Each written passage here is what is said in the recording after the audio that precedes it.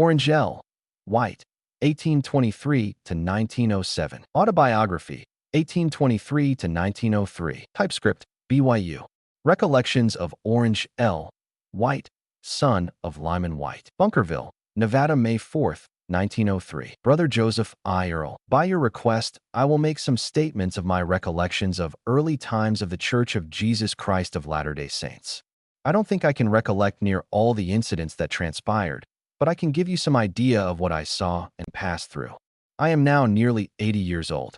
I was born in Allegheny County, New York, November 29, 1823, 6 years, 4 months and 7 days before the church was organized, April 6, 1830.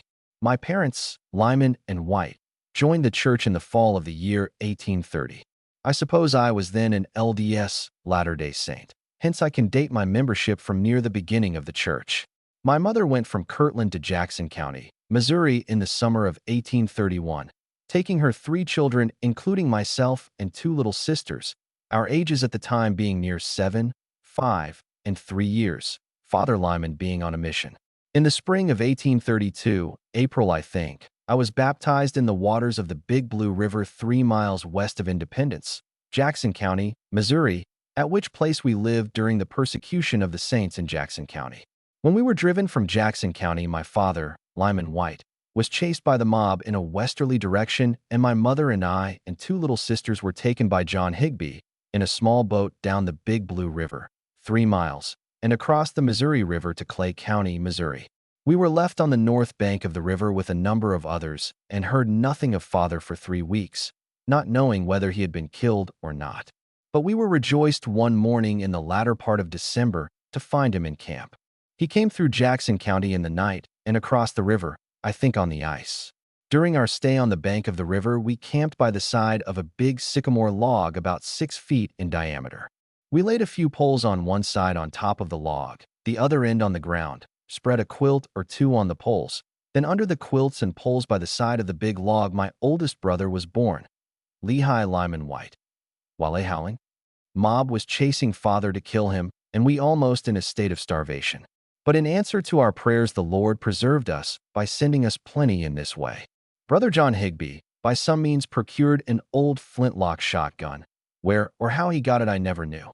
I think most likely he went across the river in one of his skiffs and got it where he or some of the other brothers had hid it when the mob took our arms.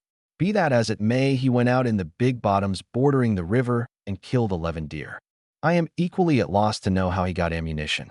I recollect seeing him pound pieces of lead into round slugs and put them in the gun, and when one of them slugs hit a deer, what was left of him was ready for the frying pan. Brother Higbee found a number of wild bee trees. Hence we lived on venison and honey. About this time my father came to camp and hardly rested until he went to Arthur's Mill about 6 miles from camp and procured a wagon load of flour, bacon, and cornmeal. All on credit, so you see the Lord favored us again. Father rustled about among the saints and got the means to pay for the provisions. Now all this did not take us out of the cold winter weather and deep snows. So Father went again to Mr. Arthur and succeeded in buying 40 acres of land and a large 2-story house with a number of other buildings on the same ground. Thus we had room to shelter nearly all the camp. There were, however, many others at other places, but all got places somewhere during the winter. Now about this time Father was called to go east to Kirtland for the purpose of collecting men and means to assist the saints in Zion. I was now left alone again with my mother, 2 sisters, and my baby brother. By this time I was 10, in my 11th year. I had the wood to get for fuel, cows to milk of which we had accumulated 2, and all other chores, such as going to milk, shelling corn to carry to mill. Wheat we had none, nor no team. I hauled the wood from the forest on a hand sled, near half-mile, and my grain to the mill on the sled 1½ miles. I generally carried my grain on my shoulder a half bushel at a time. Hence, you see I was on a mission almost from the beginning, taking care of the family when my father was on a mission, which was nearly all the time. I went through with all without any trouble, upheld by good advice from my mother, and should say prayers. Now I will pass over a portion of the time, as there is a full history of all the movements and proceedings of the church, Zion's camp, the organizing of the 12 apostles, and commence again with my memories about the time we left Clay County and went to Caldwell, Missouri. During the time we lived in Clay County, I had a better chance to become acquainted with the prophet Joseph Smith than at any previous time. Being a little older, I could better understand what he would say and see deeper into the mysteries of the gospel and the reasons for the new and everlasting covenants. I could also see the difference between the principles taught by Joseph the prophet and the sectarian priests. I was now 11 years old.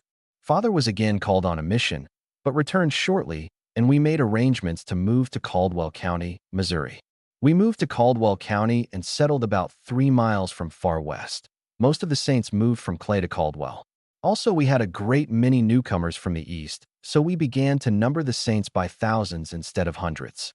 The county population increased to such an extent that it was thought proper to establish a settlement in another county. Hence, we moved to Daviess County and our principal settlement at a place on Grand River called, afterwards Adamondiaman, named by the prophet Joseph Smith from the fact, as the prophet Joseph told us, that it was the place where Adam offered his holy sacrifice. The altar was still there and not far from our house when we went there. Our family was among the first to move to that county, and Father bought land of one Adam Black. You will see his name mentioned in most of the church histories. I wish now to give a description of the Adams altar, more particular the situation and also other things in the neighborhood, including some things that are cached there. Please find with this a diagram of the place with notes of explanation. Adamondiaman was visited a number of times by the prophet Joseph Smith, and I became still better acquainted with him being now 14 years old. I could comprehend and appreciate all, or nearly all, he would say. He was very kind and sociable with both young and old. We often bathed in the limped waters of Grand River. Although but a boy, I was invited to bathe with them. At one time we had a jolly time. Yes, and at other times. There was Joseph the prophet, my father, Lyman Wight, Sidney Rigdon, and several others. Our amusement consisted in part seeing Brother Rigdon swim. He was so corpulent that he was forced to lay on his back to swim. He would swim in that way until his shoulders would strike the sandbar. Then he could turn, but would flop back in deep water. But our time of enjoyment was short. The few people of Gallatin-Daviess County refused to let the Mormons, as they called them, vote. They tried to prevent the brethren voting, but John Butler with a few others forced their way to the polls with clubs and cans and voted. This created bad feelings, and it went on from one thing to another until Colonel Lyman Wight called on the militia to quell the disturbance. Now the rest is in our histories, and I will only relate what happened to us. It is a well-known fact that Brother Joseph the prophet with my father and the others were taken to prisoners by the mob. Now when that happened, I was left alone with my mother and now 2 sisters and 3 brothers. My second brother was born in Clay County while father was on a mission, and the other brother in Diamond after father was taken prisoner. Born when the house was surrounded by the mob indulging in much loud and licentious talk, including their boasts of what they had done with Joseph, Smith, and Lyman Wight. You can guess the feelings of my mother, self, and sisters. My youngest sister was 6 years older than my oldest brother, so you see she was old enough to understand being 10 years in her 11th year. I was now alone with a sick mother and 5 brothers and sisters. But how it was I never knew. The mob left my riding pony and 2 cows. Some of the brethren, have forgotten which ones, took my mother and the 5 children to Far West on a sled. There was now snow on the ground. I got my pony and drove the 2 cows to Far West. There the brethren helped me to feed the cows and pony. Now while at Far West, mother and I made several trips to the Liberty Jail in Clay County, Missouri, most of the trips with some of the sisters whose husbands were in prison with father and the prophet. While in the prison with the prophet, I got better acquainted with Brother Joseph and could appreciate his divine mission. Now we were forced to carry out the governor's order and leave the state regardless of our feeling about leaving the brethren in prison both in Clay and Ray County Prison. Some of the brethren took mother and the children to Quincy, Illinois, and I again mounted my pony and drove the 2 cows clear through to Illinois, 200 miles, keeping near the family so they could get milk, as both of the cows gave milk and was a great help to us and others. When we got to Quincy, we saw at once there must be something done for our support, so I at once applied to the Higbees to know what would be best. They were fishermen by trade. There was Isaac John M., and Father Higbee. Judge Elias didn't join with us. They had lost all in Missouri. But they told me if I would furnish the pony to haul the fish to market and haul them and peddle them out, they would try to catch the fish and would divide equally with me, all of which I agreed. Now to get a good place to catch fish. We all moved 3 miles up the Missouri River and located. By renting an old log house, we made ourselves comfortable.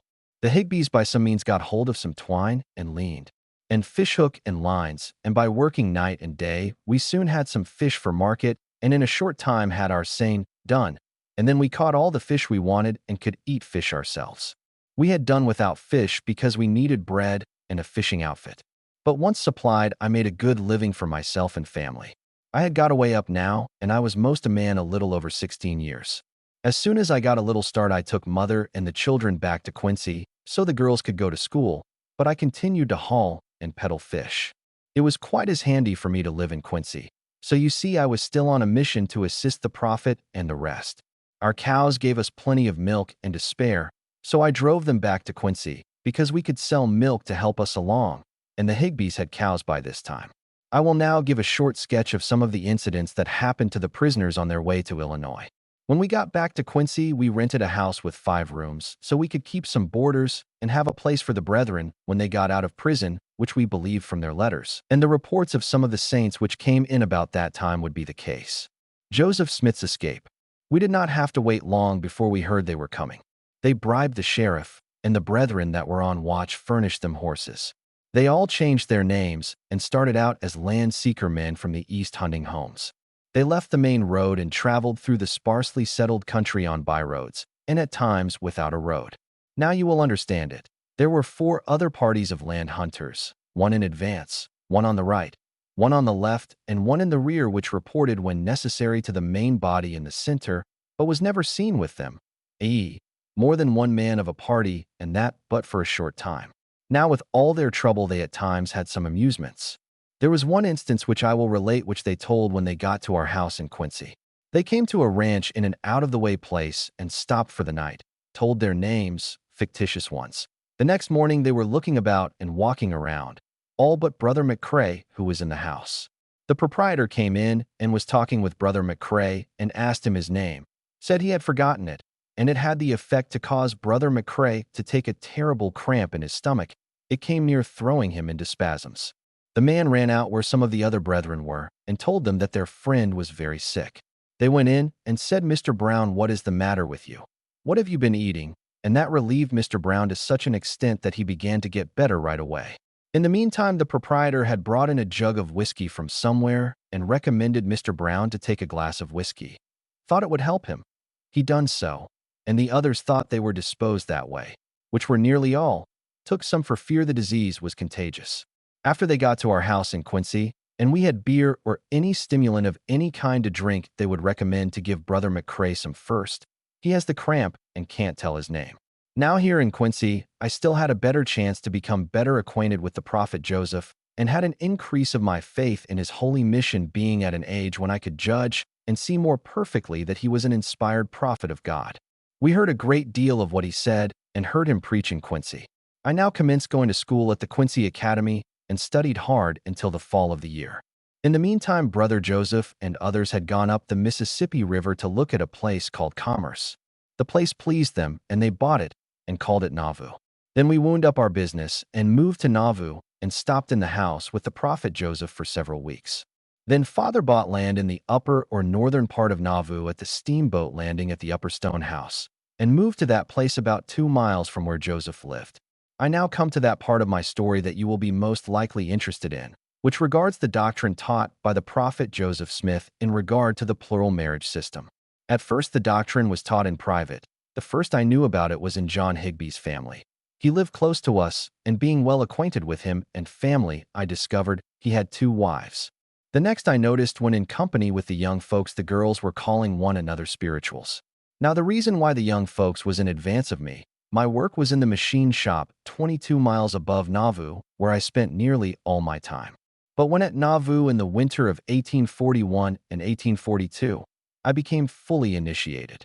At this time, I was ordained an elder and attached to one of the quorums of 70s and sent on a mission to the eastern states, where I traveled and preached in company with Jedediah and Joshua Grant, and in the time went to Kirtland, Ohio, and spoke several times in the temple, leaving the Grant brothers in Virginia. From Kirtland in the spring of 1843, I went back to Nauvoo. I was on this mission 13 months. Now, although in my 20th year, I would not be 20 until November 29th, 1843, I concluded to look about and try to pick up one or more of the young ladies before they were all gone. So I commenced keeping company with Flora Woodworth, daughter of Lucian Woodworth, called the Pagan Prophet. I was walking along the street with Flora near the prophet's residence when he, Joseph, drove up in his carriage, stopped, and spoke to I and Flora and asked us to get in the carriage and ride with him. He opened the door for us, and when we were seated opposite to him, he told the driver to drive on. We went to the Nauvoo, Temple Lot, and many other places during the afternoon, and then he drove to the Woodworth house, and we got out and went in. After we got in the house, Sister Woodworth took me in another room and told me that Flora was one of Joseph's wives. I was aware or believed that Eliza R. Snow and the two Partridge girls were his wives, but was not informed about Flora. But now Sister Woodworth gave me all the information necessary, so I knew Joseph believed and practiced polygamy. Now, while in the coach with Joseph, he asked me a great many questions about my mission and about the other elders in my travels, more particular about the Grants and Apostle John E. Page. Page had charge of the Pennsylvania mission, and I was in Pittsburgh, Pennsylvania with him part of the winter and with my father who was on a mission in New York State. While in conversation in the carriage, I told the prophet that a man by the name Brank was coming to Nauvoo. He looked troubled for a moment and said he had trouble enough with that man. Brank was an apostate. Then his countenance changed to one of inspiration, and he said, "Orange, he will not come," and he never did come. That was a prophecy which, seeing him and hearing the words, I can never forget. It was proof to me that he was inspired. Now, as a matter of course, I at once, after giving Flora a mild lecture, left her and looked for a companion in other places and where I could be more sure. I was now called on a mission to go up the river 500 or 600 miles to make lumber for the Nauvoo house and temple. There was a number of families to go among, which were one of the Bird family and the Hadfield family. Sister Bird wanted a girl to go with her as one of the family. I told her I knew of a girl that I thought I could induce to go. She was over in Iowa, across the river. I went over in a skiff, found the girl, and she agreed to go at once. She was a daughter of Gideon Carter that was killed in the Crooked River battle in Missouri. She had neither father or mother, so I thought maybe I had the right one this time. We all boarded a steamboat and started for Black River, Wisconsin. Long before we reached our destination, I got acquainted with the Hadfield family. There were two young girls. I had them away where I thought I could induce them to take up with me. Now it remains to see how I succeeded. I at once commenced keeping company with Miss Sarah Hadfield and at the same time paid close attention to Miss Matilda Carter. Now it would be uninteresting to you to relate all the ups and downs I had in my courtship, so I will merely say I succeeded in marrying both of them. The other Miss Rosilla Carter I married some years afterward. All the foregoing is written to show or prove to you that plural marriage was practiced and taught by the prophet and apostles of that day. In all of this time, I did not hear President Brigham Young's name mentioned in connection with plural marriage. The doctrine was taught me by other apostles, bishops, and members of the church. Bishop George Miller, William Clayton, Davis Clayton, Bishop Isaac Higbee, John Higbee, and others, also by Joseph Smith, the prophet by President and Revelation. I think Brother Brigham Young was on a mission most of the time in the Eastern country. He and Father were in Boston, Massachusetts when the prophet and patriarch was martyred. So you see, President Young did not or was not the first to preach and practice plural marriage. Now you can see from what I have written that I was with the prophet Joseph Smith most of the time from the year the Church of Jesus Christ of Latter-day Saints was organized to the year of his martyrdom, and can in good faith bear my testimony that he was a prophet appointed to take charge of this dispensation, and that he taught by inspiration and revelations direct from God the Eternal Father in the name of Jesus Christ, the beloved Son of the Father, the God of Israel. With me there is no hearsay. My information, as you can see, is direct. I have written all the foregoing to prove to you that I am warranted in bearing testimony of the truth of the gospel of this dispensation as taught by the prophet Joseph. I will now say that I wish this writing kept for the benefit of your children, mine, and the rising generation, that they may know and have a witness from one that has as near a perfect knowledge of the rise and progress of the Church LDS Latter-day Saints, as any man, as I believe, now living in this the year of our Lord and Savior Jesus Christ 1903. And I wish all to bear in mind that I have seen the majesty of the great prophet under nearly all the circumstances of his persecution and the rest of the saints that were with him. Now from 1844, my writing will be on a different subject. I have the honor to address this to my friend and brother, Joseph I. Earl, and my daughter, Harriet M. Earl née Wight. Bunkerville, May 4th, 1903, Orange L. Wight. I spoke in my last writing that when I wrote again, it would be on a different subject. I will of course have to talk on some things that I have written and use some quotations from the church book and history. A number of persons have asked me to tell something about early times, which I have done to a small extent in the previous pages. Others have expressed a desire to know about our trip or mission to Texas, all of which I will try to touch upon before I am done. In June 1831, many of the saints moved from Kirtland to Jackson County, Missouri. My father, Lyman Wight, and Parley P. Pratt walked the entire distance, 800 miles, and preached by the way and organized a number of branches of the church, hence added a great number to the Church of Jesus Christ of Latter-day Saints. My mother, I and my two little sisters went by water most of the way with other saints. We went down the Ohio River from near Pittsburgh to the mouth of the Ohio, and then up the Mississippi in Missouri to a landing called Yellowstone on a steamboat. I don't know whether I can describe the steamer correctly or not, but according to my best recollection, it was a flat-bottomed arrangement with side wheels, something after the order of Fulton's first effort, and a board shanty on it for cabin passengers. Mother was honored with a corner in the shanty. Most of the rest of the saints occupied the open decks without shelter. But we all got there without accident of any serious nature and in time to plant a garden which produced abundance by the time Father and Parley P. Pratt got there. Now comes a part of the story of our proceedings. The saints began to come in from all quarters, held sensational meetings, became to some extent fanatical, and argued they were the Lord's favored people and the land was the Lord's, and it eventually would all belong to them. Now that exasperated the people, and they were ready to add to what they heard. And all the efforts of those of the saints, who could see the evil effects of the fanaticism, to reconcile the people of Jackson County, proved in vain. Thus it went on from one thing to another until it ended in real persecution. After both parties became exasperated, we, instead of making an effort to settle the difficulty by purchase, undertook to arbitrate it by force of arms, were conquered and driven from the county, thus fulfilling the revelation, if by purchase, behold, you are blessed, but if by blood, lo, your enemies are upon you, and but few that stand to receive an inheritance. D&C 63:30 and 31.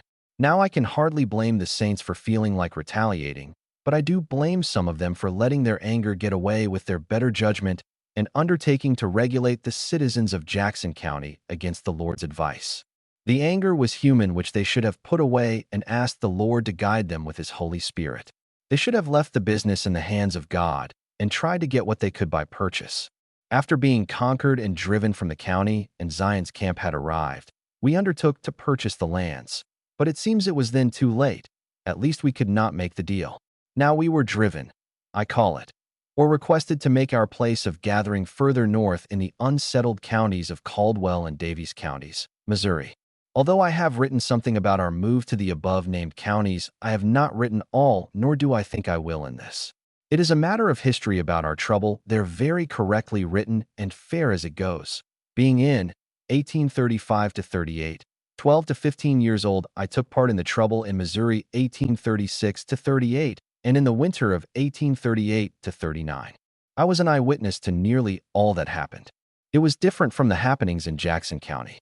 Here the mob commenced the trouble without cause or provocation by trying to prevent the saints voting Gallatin elections. By the aid of some hickory clubs and canes cut from the crabapple trees, the brethren succeeded in polling their votes. This exasperated the mob so that by the aid of plenty of bad whiskey they commenced destroying property. Not right there, but away and out of danger of the crabapple and hickory weapons that were welded in the hands of such men as John Buller, Jake Killian, and others of like strength. They succeeded in driving several families to Diamond, Adamondiaman, and spread reports throughout the county that the Mormons were destroying property and doing all they could to raise an excitement both in Daviess and Caldwell counties and also in Ray County. They succeeded to such an extent that caused many to leave their homes and also caused the Hans Mill massacre, beside abusing men and women wherever they could find them unprotected. Now when it came to my father, Colonel Lyman Wight, called on the militia to quell the disturbance and restore order. He did not call out the troops for one party or the other, but to quiet the disturbance generally. But Colonel Wight, being a Mormon, the mob took it for granted that he was on the Mormon side and tried to organize a party to oppose him. Now that was an illegal step, for the colonel was regular by elected and held a commission from the governor of the state. The mob organized a company a few miles from Diamond and procured a cannon somewhere. I never knew where. An old iron piece about a 6-pounder. Father, Lyman Wight, sent one of the captains with a company to disperse them. When they found they were about to be attacked by the militia, they buried the big gun and scattered corn over the ground so that the hogs would root over the ground and annihilate the scene. But one of the hogs rutted the ground off the muzzle of the gun. Some of the militia discovered it, and in a short time exhumed the gun and appropriated a wagon and brought it to Diamond, Diamond, during the night, and the next day the gun was mounted and placed on the hill near the temple lot and fired 3 times as a salute and to let the enemy know we had the gun and were ready for them. Now the foregoing I have written simply to give my own version of the affair, although it is quite correctly written in history. But being an eyewitness, I thought you would likely like to have my version of the proceedings, which led to general hostility and bad feelings between parties. Hence it went on from one thing to another until, like all wars, both civil and otherwise, the soldiers became exasperated and began to appropriate and destroy property on both sides. And about this time Captain David Patton was sent with a company to disperse a company of mob that had gathered on Crook River by one Captain Bogart. Captain David Patton and Gideon Carter were killed. Also several others were wounded, among which were Brother Hendricks and Arthur Milliken. Battle of Crooked River. In the action, which occurred while trying to disperse the mob, one of the mob was killed and some others slightly wounded. Now this gave the mob a chance to spread a report that the Mormons were attacking the citizens of Caldwell, Ray and Daviess counties and killing the men and driving the women and children from their homes. As to the women and children, they got frightened and ran from their homes without cause, and to men being killed there was but one killed, and that was in an action brought on by the mob firing on the troops that went there for the purpose of dispersing them in the interest of the majority of the people of the county and to restore peace, and if possible between parties. But the mob didn't wait to talk, but fired on Brother Patton's company as soon as they came in sight, and the Mormons, as the mob called them, returned the fire in self-defense. The mob fled in almost every direction, and seemed that every one of them had his own exaggerated story to tell. They also brought in and included all that the saints were doing in Daviess County and other places, with the addition of much that the Mormons didn't do, leaving out without mention what they done. The story multiplied as it traveled from one to another until by the time it got to the governor's ears, a man not acquainted with the saints would think the Mormons were the greatest desperados on earth. Now when all these false reports got to the governor, Lilburn Boggs, he ordered out the militia from various parts of the state and placed them under the command of Generals Clark and Doniphan with orders to drive the Mormons from the state or exterminate them. Now some of the foregoing is a matter of history, but not all. At the time of the exterminating order, and after we have a very correct history of the facts, I will now say something about our move to Texas.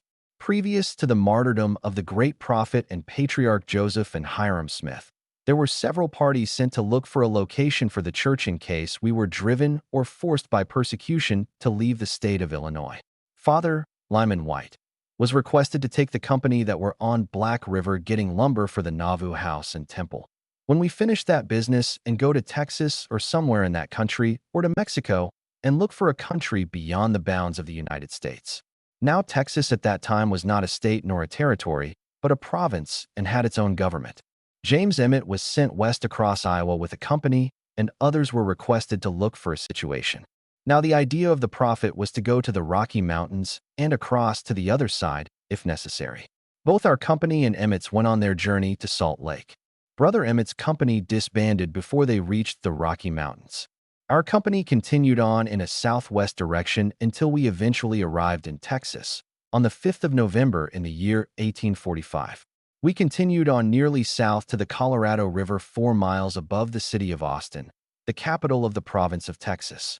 We remained there on the Pedernales River, at a place where we built large mills, both saw and grist mills, and helped to outfit a number of companies going to California. While here we were visited by missionaries from the main body of the church and informed that President Brigham Young was elected and sustained with his counselors as the presiding quorum of the Church of Jesus Christ of Latter-day Saints. From this time on there was but little done towards looking for a suitable location to make a permanent settlement.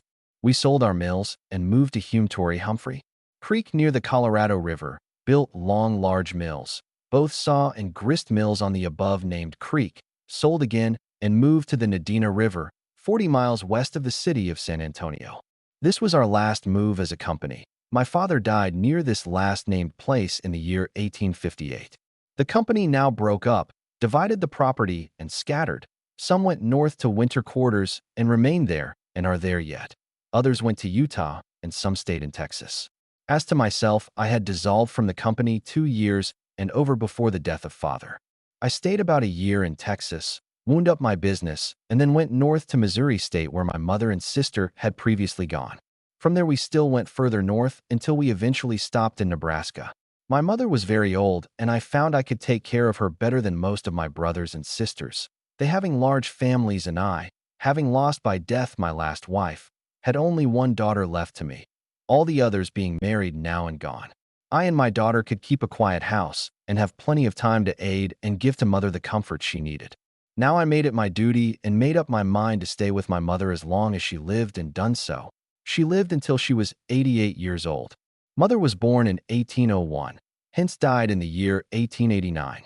Immediately after the death of mother, I came to Utah with my daughter, who was now married, and stopped in Summit County over a year, then came to Bunkerville, Nevada in the fall of 1891.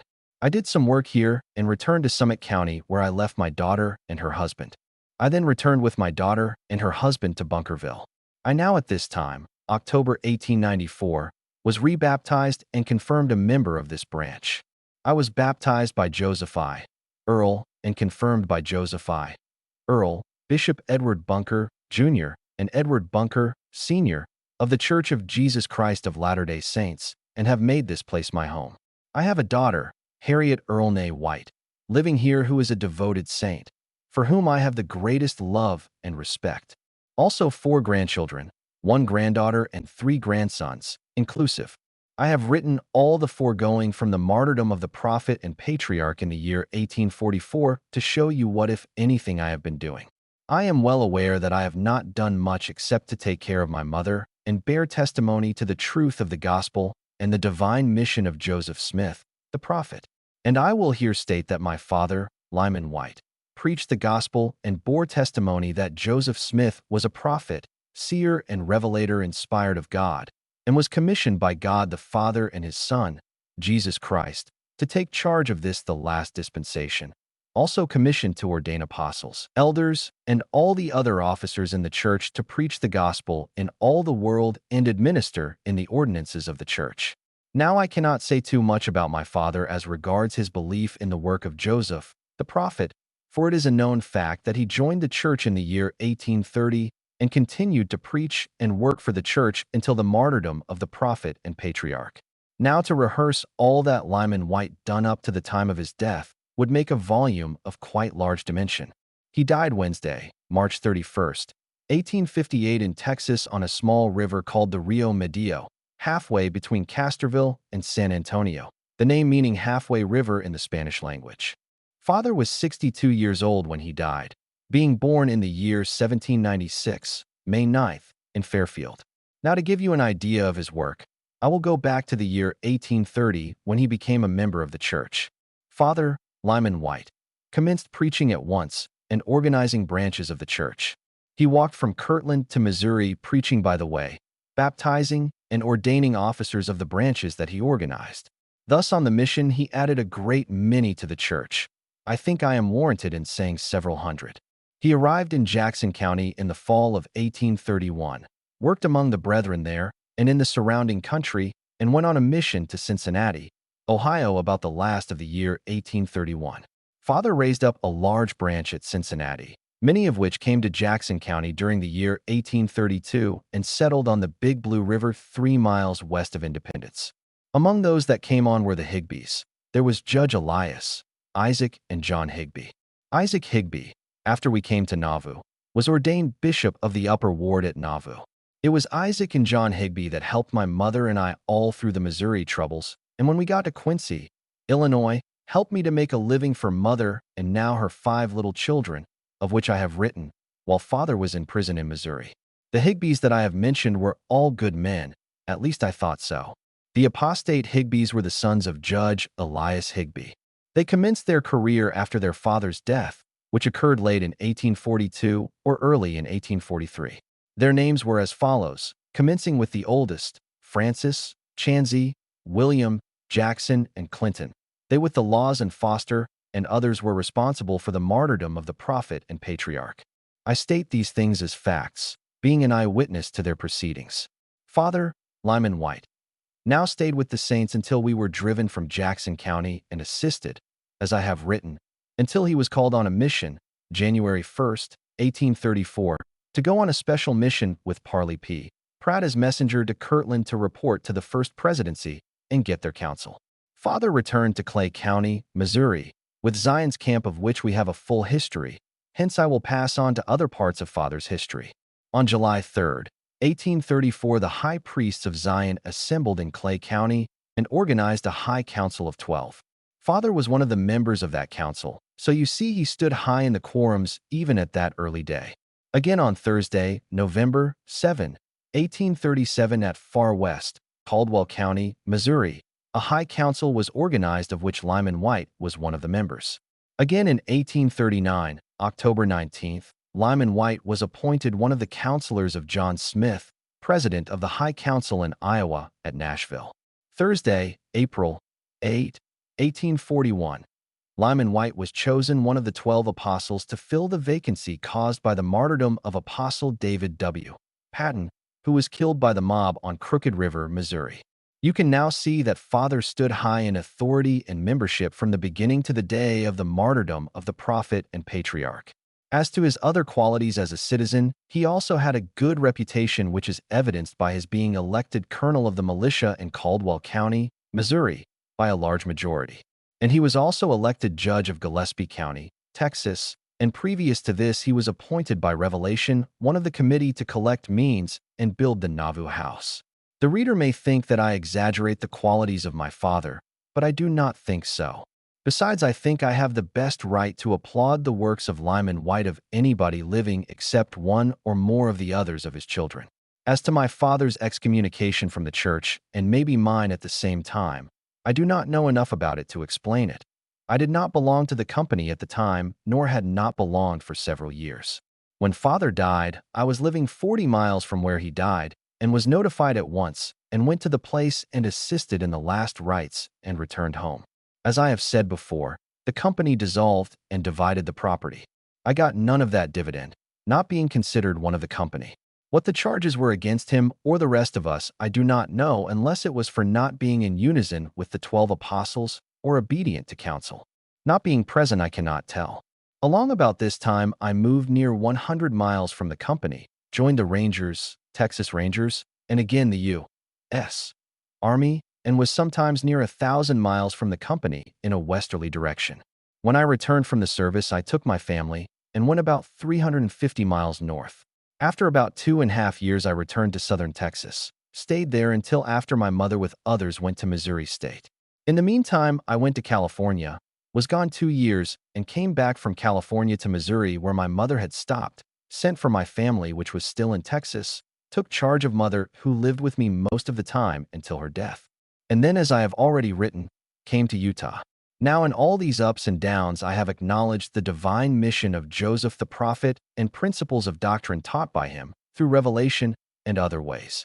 Now I leave you to judge to what extent I was a prodigal.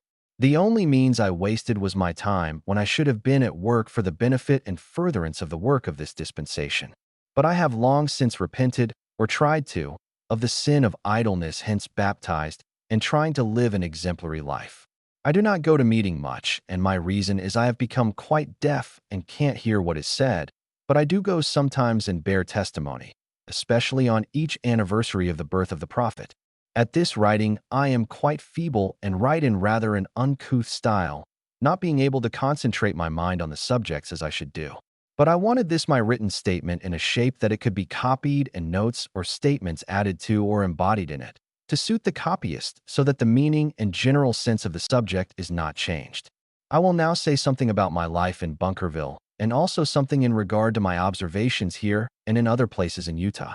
As to Bunkerville, I came here in November 1891.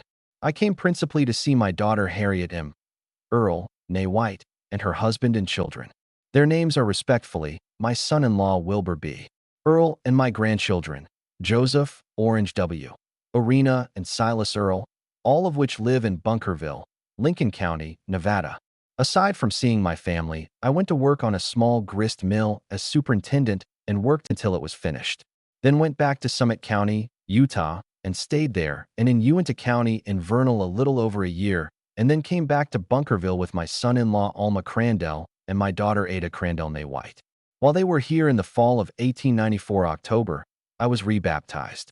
In the spring my daughter went back to Vernal, Utah, at which place my daughter died. After doing some work here mechanically, I went to Vernal, stayed there, and in Orangeville, Emery County, Beaver City, Cedar City, Utah, and other places in all 15 months. All of this time brought me up to 1901, which time I have remained in Bunkerville up to the present time of AD 1904. As to my observatory, I have seen a great deal of want of decorum in the towns I have visited in different parts of Utah and some of the towns of Nevada. Hence I feel like warning the young people of the church to desist from such indecorous and uncouth ways and look more to the interest of the work of this the last and closing dispensation of God's work here on the earth. By doing so and studying the principles of the gospel, they will be able to perform missions and convert many to the principles of the truth, instead of setting an example that will keep the honest in heart from investigating the true and everlasting gospel. Hence, instead of saving souls, cause some to go to perdition.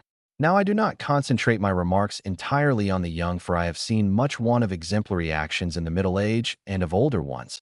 And in this I do not shield myself, for I can see much in myself that is not right, but hope to correct myself and follow the advice I am giving others.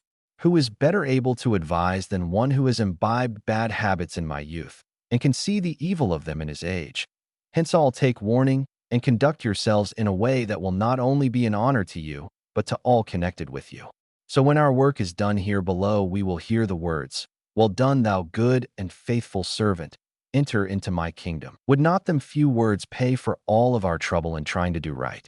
So let us concentrate our mind on right, and expel any evil thought, and in a little time we will have none but righteous thought. Then etiquette and decorum will follow, and we will have due respect shown to us by all classes of people, who will feel that we are honored of God and all mankind. I shall say but little more at present, but expect, if I live and God is willing, to write more in the near future. I will now subscribe this book to Joseph I. Earl, my friend and helper in my extreme age, and ask you, my brother, to look over all or any imperfections you may have seen in me. And I ask God to bless you and yours in the name of our beloved Redeemer Jesus Christ. Amen. Orange L. Wight, Bunkerville, Lincoln County, Nevada, December 8, AD 1903. P.S. I also feel like mentioning Sister Mary M. Bunker and her entire family, all of which have extended aid to me in a substantial manner. O. L. Wight. Note: the original notebook containing this information was found recently in the St. George Temple and was given to Milton S. Earl, son of Joseph I. Earl. He requested that we type it. We have typed this as much as possible exactly as Brother Orange Wight wrote it. A few times the words were spelled as he had them, and according to present-day usage would be misspelled. Many of the words were written according to the sound, and I would type them before I realized I should change them. We think this is a precious story of the Wight family's sacrifices for the gospel and a heart-warming testimony of the truthfulness of the gospel. We hope you enjoy reading it as we have. Winona Whitwer and Viola W. Squires, Centerville, Utah, October 26, 1966.